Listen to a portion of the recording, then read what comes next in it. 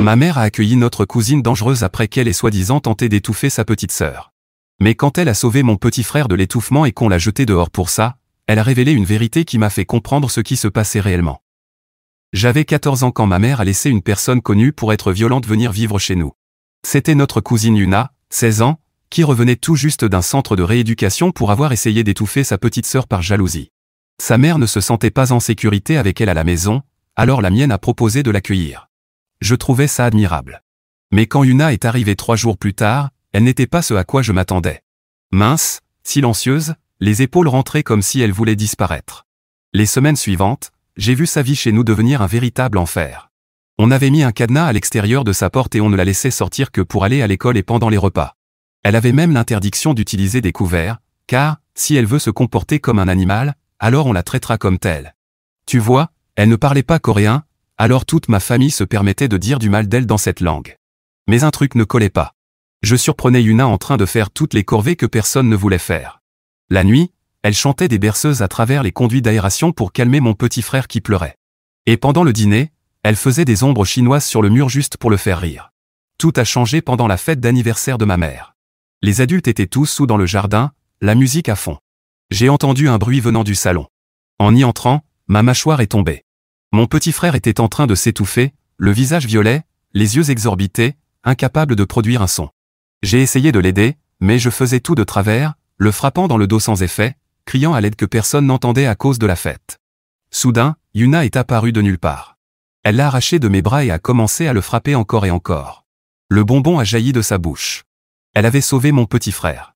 Et pendant qu'il pleurait dans les bras de Yuna, la pièce s'est remplie de nos proches ivres. « Qu'est-ce que tu lui as fait ?» a hurlé ma mère. « Maman, elle l'a sauvé. » Toujours le même schéma, m'a-t-elle coupé. Le blessé pour ensuite jouer les héroïnes. Toute la famille lançait des regards meurtriers à Yuna. Elle a essayé d'expliquer, mais maman ne l'a pas laissé faire. Chaque mot était un coup de couteau. « Tu es malade, Yuna. Malade dans ta tête. » Les autres ont enchaîné, soutenant ma mère, disant que le centre de rééducation avait clairement échoué. J'ai vu Yuna se recroqueviller de plus en plus, jusqu'à ce qu'elle fuit dans sa chambre. À travers les murs, je l'entendais sangloter. Plus tard dans la soirée, la famille élargie a tenu ce qui ressemblait à un procès. Yuna était assise au centre du salon, tandis qu'on débattait de son comportement dangereux en coréen. Elle restait là, en larmes, impuissante.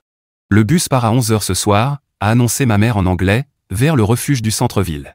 Ils agissaient comme s'ils rendaient service au monde entier, comme si envoyer une adolescente en pleurs prendre un bus de nuit vers un refuge était un acte héroïque de parentalité. Moi et Bruno avons été les seuls à nous porter volontaires pour l'accompagner. Bruno, c'était notre berger allemand, aka notre privilège, chien effrayant, lol. À 23h, on avait enfin traversé les rues sombres pour s'asseoir sur un banc glacé. C'est Yuna qui a brisé le silence. Elle m'a regardé et m'a parlé en coréen parfait. « Tu as été la seule gentille avec moi. » Mon sang s'est glacé. C'est là que j'ai compris qu'elle avait tout compris. Chaque mot cruel, chaque blague vicieuse. Puis elle est passée à l'anglais, la voix faible et brisée. « Ta mère savait que je parlais coréen. Elle m'a dit que si je le révélais, elle me ferait interner définitivement. » Yuna a ramené ses genoux contre elle, se faisant toute petite. Je dois te dire ce qui s'est vraiment passé avec ma sœur. Ce qu'elle a dit ensuite m'a retourné l'estomac.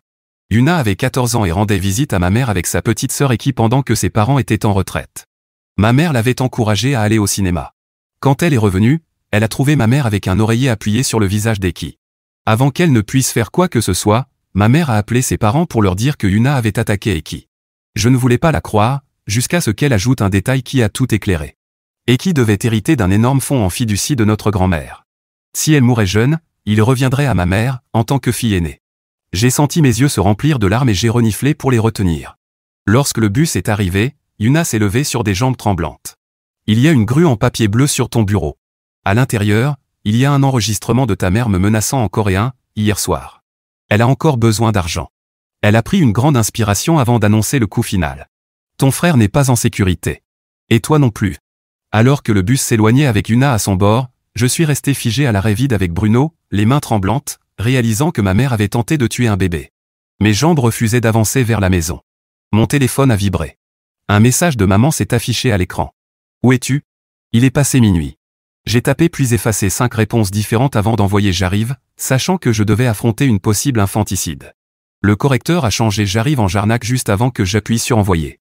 En rentrant chez moi sur des jambes tremblantes, je forçais chaque pas tandis que maman me regardait par la fenêtre. Lorsqu'elle m'a fait un signe de la main avec douceur, je n'ai pu qu'esquisser un faible geste en retour. Son sourire avait désormais l'air prédateur. Papa m'a accueilli à la porte, inquiet de l'heure tardive, pendant que maman rôdait derrière, posant des questions pointues sur mon retard. J'ai marmonné quelque chose à propos des embouteillages en évitant son regard scrutateur. Dans ma chambre, mes mains tremblaient en ouvrant le tiroir du bureau. La grue bleue était là, exactement comme Yuna l'avait promis. Elle semblait plus lourde qu'un simple morceau de papier. En la dépliant, j'ai trouvé une minuscule clé USB collée à l'intérieur, avec des inscriptions en coréen. Mon ordinateur a mis une éternité à démarrer pendant que je tendais l'oreille pour savoir si quelqu'un montait les escaliers. Le fichier audio portait la date de la veille. On entendait la voix de maman, en coréen, menacer d'envoyer Yuna dans un établissement où crier serait considéré comme normal si elle révélait qu'elle comprenait la langue. L'enregistrement continuait, maman disant que si Yuna parlait de cette nuit-là, elle rejoindrait sa sœur dans un endroit où personne ne croirait ses cris. Des pas dans les escaliers ont interrompu la lecture. J'ai à peine eu le temps de cacher la clé USB dans ma coque de téléphone avant que maman apparaisse dans l'embrasure de la porte, me demandant pourquoi j'étais encore éveillé. Ses yeux balayaient la pièce tout en gardant son air de mère inquiète. Elle a remarqué les morceaux de grue sur mon bureau et a mentionné avec désinvolture à quel point Yuna était obsédée par l'origami, testant si j'avais trouvé quelque chose. Je me suis forcé à dire que Yuna était bizarre. Une fois maman partie, j'ai copié le fichier audio sur 3 services cloud et l'ai envoyé dans un brouillon de mail, créant ainsi une assurance numérique. L'envoi du fichier restait bloqué à 3% quand le Wi-Fi s'est soudainement coupé. Les pleurs de mon petit frère m'ont réveillé. Je suis sorti de ma chambre à pas de loup, regardant par l'entrebâillement de la porte pour voir maman dans la nurserie, tenant mon frère exactement comme Yuna avait décrit pour Eki. Au petit déjeuner, papa félicitait maman pour la manière dont elle avait géré la situation avec Yuna, alors que je réalisais qu'il ne savait absolument pas qui il avait épousé. Maman acceptait les compliments tout en guettant ma réaction. En regardant de vieilles photos de famille, j'en ai trouvé une de la visite de maman chez la famille de Yuna. Elle tenait Eki, mais son sourire n'atteignait pas ses yeux. Ses mains étaient étrangement placées sur le bébé. La photo était datée d'une semaine avant l'incident.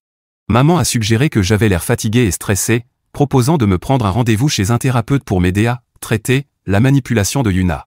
J'ai tout de suite compris qu'elle essayait de me discréditer à l'avance. À l'école, je n'arrivais pas à me concentrer et je vérifiais sans cesse mon téléphone pour voir les mises à jour de la garderie de mon petit frère. Mon professeur a remarqué ma distraction et a envoyé une note à la maison au sujet d'un changement de comportement préoccupant. La conseillère scolaire m'a convoqué après que maman ait appelé pour exprimer son inquiétude concernant un éventuel traumatisme lié à la présence d'une cousine dangereuse. Sa sympathie m'a semblé être un nouveau piège, surtout quand elle a commencé à noter des signes d'idéation paranoïaque. J'ai sauté le déjeuner pour faire des recherches sur la RCR pour nourrissons et les risques d'étouffement à la bibliothèque scolaire, puis j'ai effacé l'historique. La bibliothécaire m'a mentionné que ma mère avait appelé pour se renseigner sur mes activités Internet. En recherchant le nom de ma grand-mère, je suis tombé sur sa nécrologie qui mentionnait le fonds fiduciaire. J'ai pris une capture d'écran du registre public montrant qu'Eki était bénéficiaire. L'article incluait une citation de ma mère parlant d'une répartition injuste. Ma meilleure amie Maya m'a raconté que sa mère, qui travaille à la garderie, avait remarqué que ma mère était venue 3 fois cette semaine juste pour observer le bébé. Très inhabituel pour une mère qui travaille. Un schéma a commencé à apparaître. Les visites de maman à la garderie coïncidaient toujours avec les pauses déjeuner du personnel habituel, laissant les remplaçants en charge, ceux qui ne connaissaient pas les routines. J'ai pris des captures d'écran des registres d'entrée à la garderie. Notre voisine âgée, Madame Chen, a mentionné en passant qu'elle était heureuse d'avoir pu aider, comme cette fois où maman avait eu besoin de surveillance pendant qu'elle s'occupait de l'autre bébé. Mon sang s'est glacé.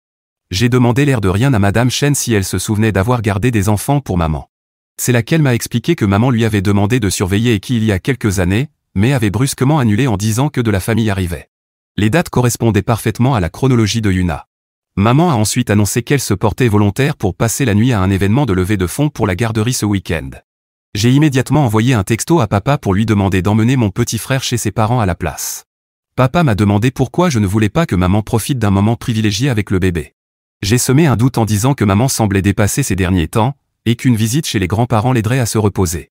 Le lendemain matin, maman m'a coincé dans la cuisine, disant d'un ton mielleux que la mère de Yuna avait appelé pour s'excuser de nous avoir imposé sa fille, dérangée. Tout en épluchant une pomme avec un couteau bien aiguisé, chaque tranche lente et précise, elle m'a averti de ne pas croire les personnes manipulatrices. Je reconnaissais les tactiques de maman, les airs bienveillants, les menaces déguisées, les tentatives d'isolement. J'ai commencé à tout documenter dans un journal secret caché derrière de vieux manuels scolaires. Maya m'a montré un message de sa mère destiné à son père, parlant de « cette femme à la garderie aujourd'hui », qui posait des questions sur la MSN, mort subite du nourrisson, disant que ça lui donnait froid dans le dos et qu'elle se demandait si elle devait intervenir. Maman faisait des recherches sur la mort infantile. Quand maman m'a proposé de garder mon frère pendant qu'elle et papa sortiraient en amoureux, j'ai insisté pour que grand-mère vienne aussi pour aider. Le bref éclat de colère dans le regard de maman avant qu'elle le masque m'a confirmé que je venais de saboter son plan. Elle a serré son verre de vin jusqu'à ce que ses jointures blanchissent. J'ai pris des captures d'écran de ses textos, dans lesquels elle changeait les plans du week-end à 3 reprises, toujours dans l'espoir d'avoir un moment seul avec le bébé. J'ai créé un dossier intitulé Devoir de maths pour dissimuler les preuves. Un appel anonyme à la DPE, équivalent local de la protection de l'enfance, a seulement débouché sur une lettre type disant qu'il n'y avait pas assez de preuves. Le système n'agirait pas sans preuve de danger réel. Madame Chen est devenue une alliée officieuse après que je l'ai aidée à porter ses courses. Elle partageait de plus en plus de souvenirs, disant que maman n'avait jamais vraiment aimé les bébés, sauf les siens. Ses yeux vifs ne manquaient aucun détail. En fouillant tard dans la nuit, j'ai découvert que la sœur de maman l'avait bloquée sur tous les réseaux sociaux exactement 2 ans auparavant. La chronologie correspondait au moment où Yuna avait été envoyée en centre. J'ai retrouvé le frère de Yuna via le profil Facebook de leur mère, et je lui ai envoyé un message prudent. Il m'a répondu que Yuna lui avait dit que j'avais été gentil avec elle. Ma réponse mesurait aux compliments familiaux sur le sacrifice de maman pour avoir accueilli Yuna a attiré l'attention de papa. Il m'a dit que j'avais beaucoup mûri, sans comprendre pourquoi. Maman, elle, observait tout avec des yeux calculateurs. Le premier anniversaire de mon petit frère approchait dans 2 semaines. Un véritable compte à rebours. Maman insistait pour une fête intime, uniquement en famille, malgré notre tradition de grande célébration. J'ai convaincu la mère de papa de venir, en lui disant que maman semblait très stressée. Grand-mère a accepté avec enthousiasme. Elle disait qu'elle n'avait pas assez vu ses petits-enfants dernièrement. La colère mal dissimulée de maman s'est vue à sa mâchoire crispée. Le masque de maman est tombé pendant une dispute avec papa à propos de la venue de sa mère. Elle affirmait vouloir quelque chose de spécial rien que pour nous, mais j'ai entendu la vraie frustration dans sa voix. Papa était déconcerté par sa réaction excessive. Pour tenter de reprendre le contrôle, maman m'a proposé de planifier moi-même l'anniversaire du bébé si grand-mère ne pouvait pas venir. C'était une tentative évidente d'éloigner l'obstacle. J'ai accepté, mais j'ai insisté pour une grande liste d'invités. Dans le groupe de discussion familiale, j'ai découvert que maman avait appelé chaque membre de la famille individuellement, leur donnant des raisons différentes pour ne pas venir, papa serait malade, le bébé aussi, la maison aurait de la moisissure, ou bien on partirait en voyage. Toutes ces histoires, racontées le même jour. Les captures d'écran des messages prouvaient la supercherie. Le contrôle de maman s'effritait au fur et à mesure que les membres de la famille comparaient leurs versions. La confusion s'est propagée dans le groupe sans que j'aie à dire quoi que ce soit. Le frère de Yuna m'a envoyé un message récent de Yuna, avertissant que maman montrait la même fausse bienveillance envers mon frère qu'elle avait manifestée pour sa sœur. Le schéma se confirmait, et cette fois, par Yuna elle-même. Maya est restée fidèle malgré les mises en garde de sa mère de se tenir loin de notre drame familial. Elle m'a aidé à surveiller ce qui se passait à la garderie, prouvant que les vrais amis ne vous abandonnent pas quand la situation devient effrayante. Papa a commencé à remarquer le comportement erratique de maman autour de l'anniversaire. Il m'a demandé en privé si tout allait bien. Le doute était enfin semé dans son esprit. J'ai résisté à l'envie de lui faire écouter l'enregistrement audio de maman. Il me fallait encore plus de preuves concrètes pour briser son déni. Lors du dîner dominical, maman s'est contredite sur les raisons du départ de Yuna, mélangeant les dates. Papa a relevé l'incohérence et a demandé des précisions. Je suis restée silencieuse. Plus maman parlait, moins son histoire tenait debout. Madame Chen a affirmé qu'elle se souvenait clairement de la visite de maman ce jour-là. Et qui s'était blessée, et maman, nerveuse, était partie précipitamment dès le retour de Madame Chen du magasin. La sœur de maman m'a enfin répondu et a accepté un appel vidéo. Son visage est devenu livide quand je lui ai fait part de mes inquiétudes pour la sécurité de mon petit frère. Le schéma s'est solidifié. La mère de Yuna a révélé que maman lui avait demandé plusieurs fois de garder Eki, toujours quand les parents étaient absents pour la nuit. Elle était obsédée par l'idée d'avoir du temps seul avec le bébé. J'ai rassemblé les soutiens en invitant toute la famille élargie à la fête d'anniversaire via un message collectif. J'ai présenté ça comme une surprise pour maman qui avait tant donné ces derniers temps. En coinçant maman avec de la gentillesse, je l'ai remerciée d'avoir protégé la famille de Yuna, tout en la regardant se tortiller sous la pression. La réaction de maman a révélé qu'elle savait que je savais quelque chose. Papa s'est excusé pour tout ce drame familial récent et a mentionné que maman faisait des cauchemars dans lesquels quelqu'un essayait de prendre le bébé. Ce transfert inconscient trahissait sa culpabilité. Les options de maman se réduisaient à mesure que les membres de la famille confirmaient leur présence pour l'anniversaire.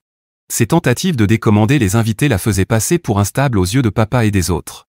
La mère de Yuna a révélé la pièce finale du puzzle, maman avait posé des questions sur l'héritage d'Eki quelques jours avant l'incident, et elle avait très mal réagi quand on lui avait dit qu'il ne pouvait pas être modifié.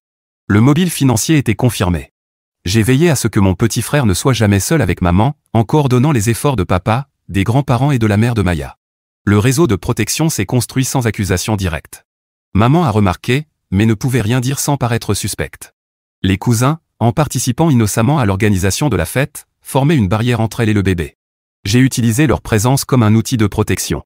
Les tentatives de maman pour créer des moments seuls avec le bébé ont été systématiquement contrecarrées par la famille. Sa frustration grandissait à l'approche de l'anniversaire, alors que toutes les opportunités lui échappaient. Papa a été témoin de sa colère disproportionnée quand grand-mère a proposé de donner le bain au bébé. Ce fut un moment de lucidité pour lui, il voyait enfin ce que je voyais. Il a demandé pourquoi elle ne voulait pas que sa mère aide. Mon image d'adolescente réfléchie et mature se renforçait auprès de la famille grâce à l'organisation de la fête. Ma crédibilité montait, préparant le terrain pour la révélation. Papa a mentionné pendant le dîner qu'il avait installé des caméras de sécurité pour surveiller les vols de colis. J'ai noté cette information mentalement pour plus tard. 3 jours avant la fête, maman a annoncé qu'elle allait emmener le bébé à une séance photo spéciale, seule. Il fallait agir vite. Quand papa a appelé pour confirmer, il a découvert que le photographe n'existait pas. La vraie nature de maman s'est révélée quand je me suis proposé pour l'accompagner à la séance photo. Une fraction de seconde de rage avant que son faux sourire ne revienne à montrer à quel point les enjeux étaient devenus sérieux. J'ai compris que je ne protégeais plus seulement mon petit frère, maman savait que je savais, et j'étais devenu une cible potentielle. Au lieu de la confronter, j'ai suggéré une séance photo de famille. En motivant papa pour cette idée, j'ai manœuvré autour de maman tout en gardant une façade innocente. Elle a été obligée d'accepter sous peine de paraître égoïste. Le groupe de discussion familiale s'est rempli d'enthousiasme à propos de la fête et de commentaires sur l'attitude étrange de maman ces derniers temps. Le récit évoluait sans que j'aie besoin de le forcer. La mère de Yuna m'a envoyé un texto disant qu'elle ne pouvait pas venir, mais elle a partagé un souvenir troublant. Maman avait insisté pour aider avec le bébé juste avant l'incident avec Eki.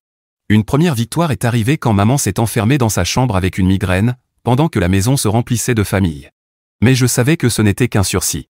Elle avait verrouillé la porte de l'intérieur. Elle est réapparue pour le dîner avec un nouveau plan, emmener le bébé dans sa chambre, car le bruit l'incommodait. C'était la seule pièce où personne ne pourrait voir ce qu'il se passait. Grand-mère a fermement insisté pour que le bébé reste visible, évoquant au passage que maman avait aussi semblé nerveuse pendant ma propre petite enfance. Une nouvelle inquiétude naissait. Le masque de maman a commencé à se fissurer alors que les membres de la famille comparaient leurs souvenirs de son comportement étrange. Papa m'a prise à part et m'a demandé s'il y avait quelque chose qu'il devait savoir. Il fallait décider jusqu'où aller. L'alliance entre moi, Madame Chen, Maya, ma grand-mère et la famille de Yuna s'était solidifiée. La vérité se propageait à travers des conversations naturelles, sans accusation directe. Un oncle a trouvé étrange que maman ait été la seule à vouloir envoyer Yuna loin. D'autres ont avoué qu'ils avaient simplement suivi son avis. J'ai envoyé le fichier audio à la mère de Yuna depuis les toilettes. Sa réponse a été immédiate, elle allait appeler un avocat sur le champ. Les parents de Yuna ont révélé qu'ils avaient voulu enquêter à l'époque, mais que maman les avait convaincus que Yuna avait besoin de tranquillité pour guérir. La tactique de manipulation était désormais claire. Madame Chen n'avait pas de vidéo, mais se souvenait parfaitement de l'arrivée de maman ce jour-là, nerveuse, et de son départ précipité dès mon retour plus tôt que prévu. Son témoignage avait du poids. Le visage de papa quand il a entendu ce témoignage m'a brisé le cœur. Son monde s'effondrait alors que les preuves s'accumulaient contre la femme qu'il aimait. Il a instinctivement pris mon petit frère dans ses bras.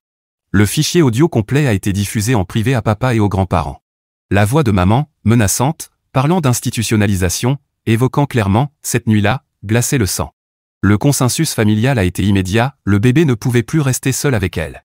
Mais les options légales étaient limitées car aucun crime concret n'avait encore été commis. Il fallait donc protéger par la vigilance. Maman est sortie de sa chambre, tenant le biberon et la formule pour nourrir le bébé, puisque tout le monde était si bruyant, mais le biberon était déjà prêt. Le liquide semblait trouble. Un face-à-face tendu a éclaté dans la cuisine quand maman a compris que tout le monde savait. Ses supplications désespérées sur le fait d'être incomprises sont tombées à plat tandis que la famille formait une barrière protectrice autour des enfants. Maman s'est tournée vers moi, le regard empli de haine, m'accusant de les avoir montés contre elle, comme cette petite peste de Yuna. Le masque est tombé pour de bon alors que papa s'est interposé entre nous. Sa haine envers moi a éclaté au grand jour. La famille s'est dispersée quand maman a brandi le biberon d'un geste menaçant. J'ai attrapé mon petit frère tandis que papa tentait de calmer son épouse de plus en plus agitée. Le bébé riait, inconscient du danger.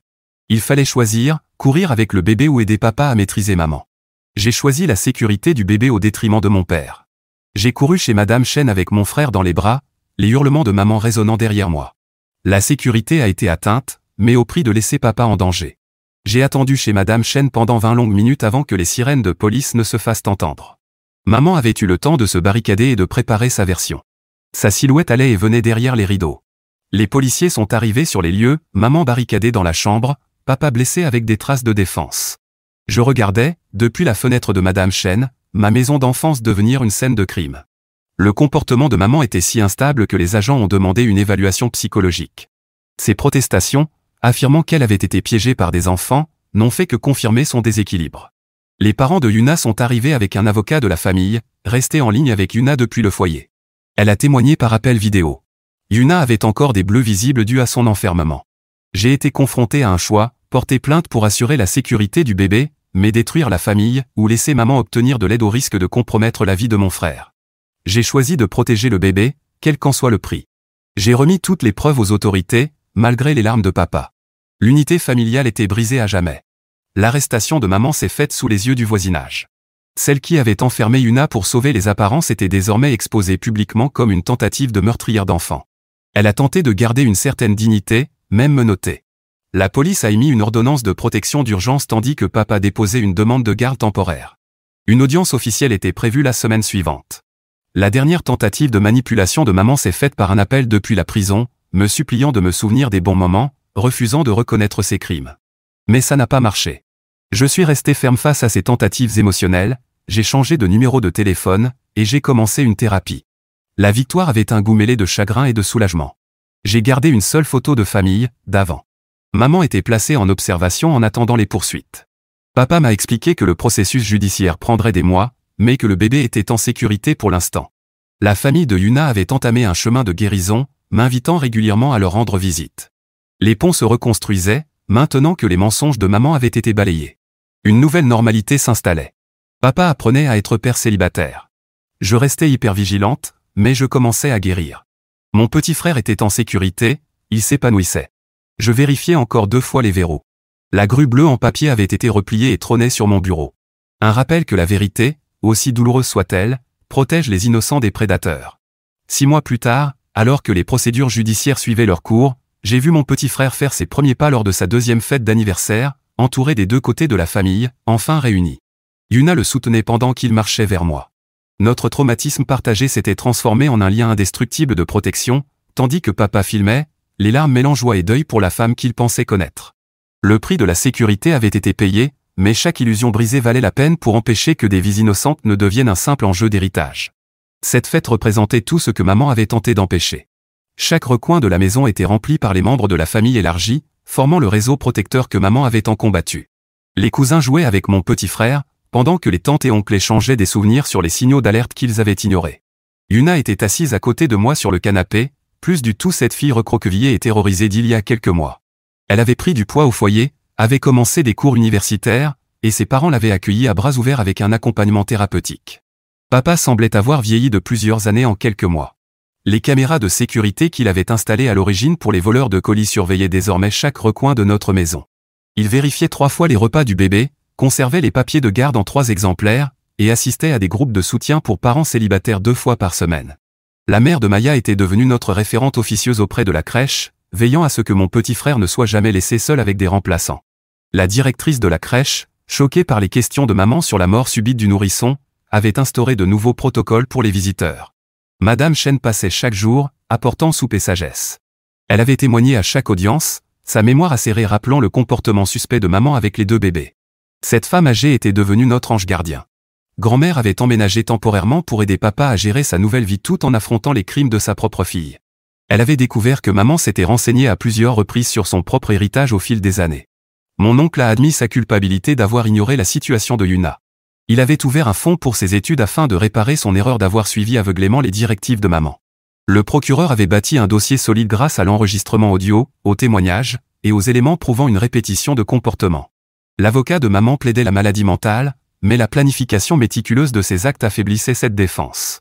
J'ai assisté à chaque audience, observant maman tenter encore de manipuler depuis le banc des accusés. Elle avait maigri, son apparence parfaite s'écroulait comme sa façade. Elle refusait toujours d'admettre sa culpabilité. Le témoignage de Yuna, transmis en visioconférence, a bouleversé la salle d'audience. Elle a décrit la tentative d'étouffement, les menaces de maman, les mois d'abus déguisés en discipline. Plusieurs jurés ont essuyé des larmes.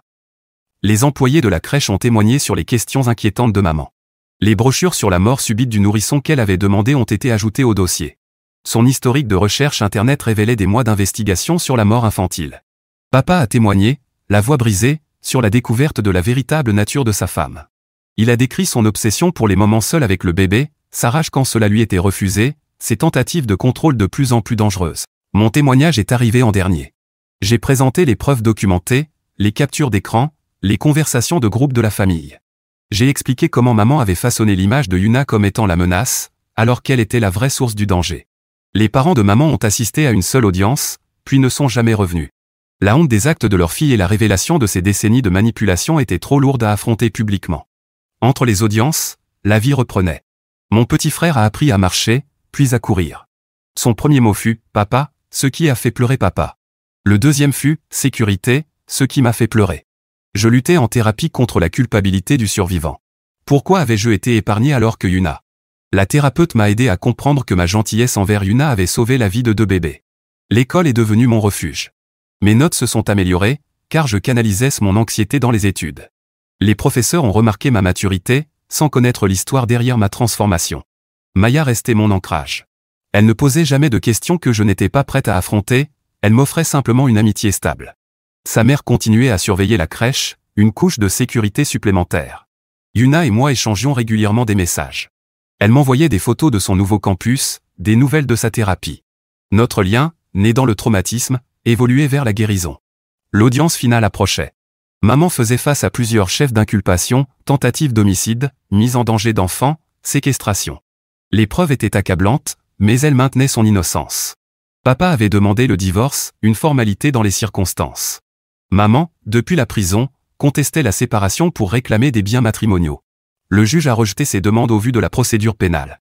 Le 2e anniversaire de mon petit frère est arrivé, avec une célébration douce amère. La fête que maman avait voulu empêcher était devenue un symbole de notre survie. Tous les proches qu'elle avait tenté d'écarter étaient présents. J'ai moi-même préparé le gâteau, en vérifiant 3 fois chaque ingrédient. La confiance venait difficilement désormais. Chaque étape importante portait l'ombre de ce qui aurait pu être, mais aussi la lumière de ce que nous avions évité. Yuna est arrivée tôt pour m'aider à tout installer. Elle se déplaçait désormais avec assurance, n'ayant plus peur d'exister.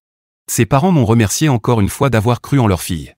La maison s'est remplie de rires sincères pour la première fois depuis 1 an. Les enfants jouaient, les adultes restaient vigilants malgré tout.